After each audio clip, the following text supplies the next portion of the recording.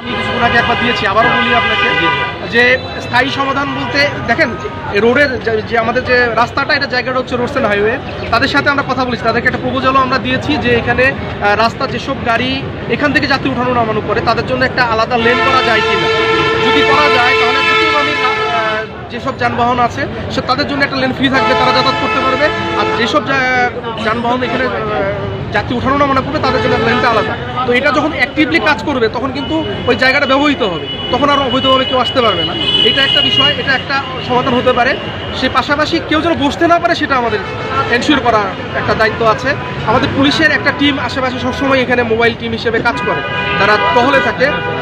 আর তারা এখন থেকে বিশেষটা নজরদারিতে রাখবে, আর আমরা তো আছি, আমরা কাজ করব। পাশাপাশি যারা স্থানীয় জনগণ আছে তাদের প্রতি অনুরোধ থাকবে, এখানে দেখবেন অনেকগুলো দোকানপাট, যেগুলো স্থায়ী দোকানপাট আছে, তারা যদি একটু অ্যাওয়ার থাকে যে আমার সামনে আমি কাউকে বসতে দেবো না, বা কেউ যদি জোরপূর্বক বসতে চায় বা কারো ইনফ্লুয়েন্সে যদি বসানোর বিষয় থাকে, এটার সাথে সাথে আমাদের প্রভাবিত করলে আমরা সেটার সাথে সাথে ব্যবস্থা করি, তাহলে নতুন করে আর কেউ বসতে পারে।